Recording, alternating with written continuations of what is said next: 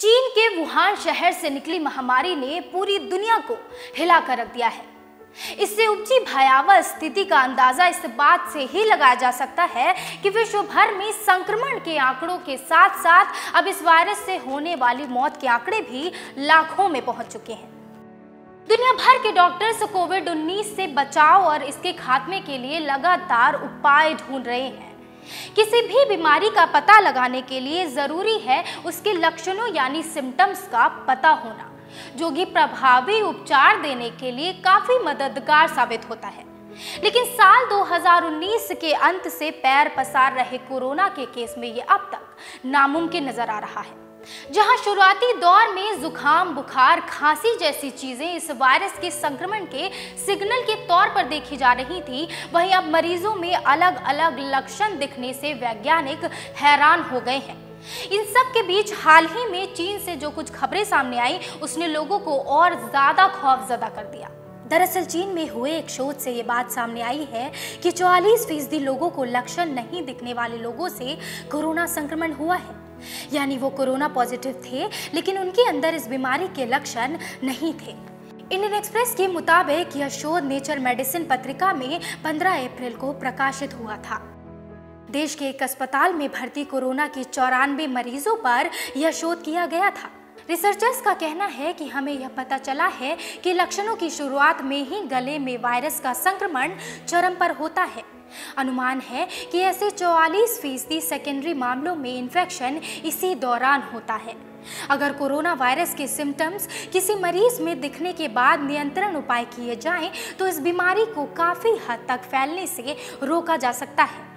Singapore में 48% और Tianjin में 62% में कोरोना के लक्षण दिखने से पहले ही वायरस फैलने का अनुमान लगाया गया था। लक्षणों की शुरुआत में आइसोलेशन के बहुत मामले थे, इसलिए संक्रमण के फैलने के मामले बहुत ही सीमित यानी कम हो गए थे। बात भारत की करें तो भारत में टेस्टिंग प्रक्रिया भी उन मामलों पर सीमित है जहां पे कोरोना संक्रमण के लक्षण दिखाई दे रहे हैं। भारत के स्वास्थ्य मंत्रालय का कहना है कि बिना लक्षण वाले लोगों से संक्रमण के प्रतिशत अभी बेहद सीमित है। आईसीएमआर के संयुक्त सचिव लव अग्रवाल ने भारत के कुछ हिस्सों में जैसे कि महाराष्ट्र, मध्य प्रदेश और दिल्ली जैसी जगहों पर ऐसे केसेस होने की बात बताई थी जो कि संक्रमित तो थे लेकिन इनमें लक्षण नहीं थे, यानी कि ये एसिम्प्टोमेटिक थे और ये साइलेंट कैरियर थे। लेकिन इसके लिए टेस्टिंग की रणनीति बदलने की जरूरत अभी नहीं है, ऐसा भी उन्होंने कहा था। पत्रिका के इस शोध में कहा गया है कि कोरोना को कम करने के लिए बेहद जरूरी है कि कांटेक्ट ट्रेसिंग की जाए। जब लक्षण दिखने से पहले ही 30% ज्यादा संक्रमण फैल जाता है, तो ऐसे में कम संख्या में कांटेक्ट ट्रेसिंग और कम लोगों के आइसोलेशन से बड़ा फायदा नहीं होने वाला। इसका लाभ उसी स्थिति में होगा जब संक्रमित व्यक्ति की 90% कांटेक्ट ट्रेसिंग की जाए। इसमें कहा गया है कि अगर संक्रमण के लक्षण दिखने से 2 से 3 दिन पहले ही कांटेक्ट ट्रेसिंग की जाए तो इस लक्ष्य को हासिल किया जा सकता है। चीन और हांगकांग ने बीते फरवरी से ऐसा ही किया, जिस वजह से वहां कोरोना के मामले घटते नजर आए थे।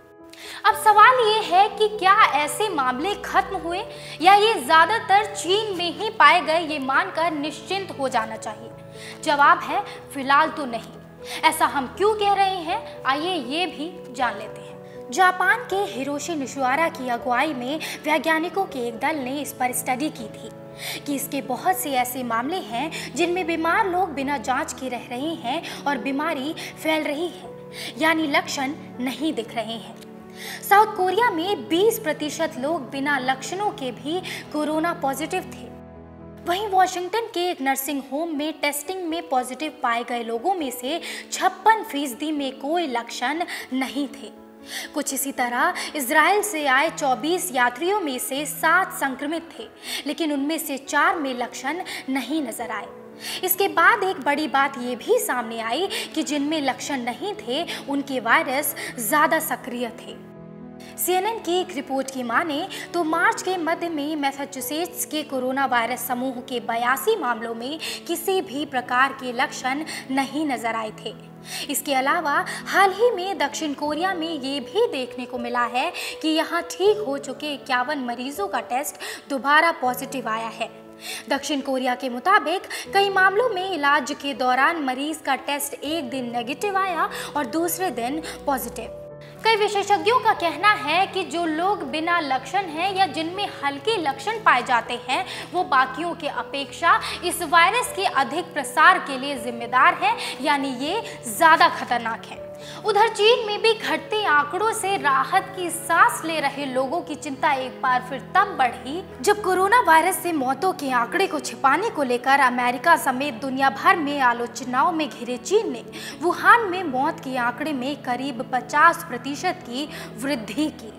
चीन पर लगातार सवाल इसलिए भी उठ रहे हैं क्योंकि इस वायरस की शुरुआत चीन में ही हुई थी।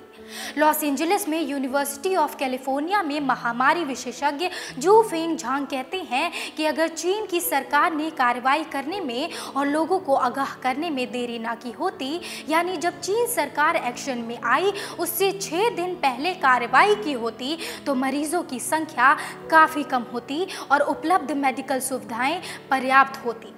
फिर ना तो वुहान का मेडिकल सिस्टम इतनी बुरी तरह से चरमराता और दूसरे देशों को भी इतने बड़े स्तर पर जान माल का नुकसान नहीं झेलना पड़ता। चीन के विशेषज्ञों ने यह भी दावा किया है कि ये वायरस चीन समेत दूसरे देशों में नवंबर में एक बार फिर से तबाही मचा सकता है। वैज्ञानिक वेन होंग का कहना है कि इसके लिए सभी को सावधान रहना होगा। अब इन तमाम पहलुओं पर अगर नजर डालें तो साफ पता चलता है कि फिलहाल कोरोना के इस संकट से बचाव के लिए सबसे कारगर उपाय और उपचार दोनों ही अगर किए जा सकते हैं तो वो है सोशल डिस्टेंसिंग के जरिए। इसलिए लॉकडाउन के नियमों का ठीक तरह से पालन करें। बस कुछ और दिनों की बात है, सावधानी बरतिए, सोशल डिस्टेंसिंग का ध्यान रखिए, अपने आसपास साफ सफाई बनाए रखिए, मास्क और सैनिटाइजर का इस्तेमाल करिए। यकीन मानिए, इस वक्त इस बीमारी का सबसे सटीक इलाज यही है।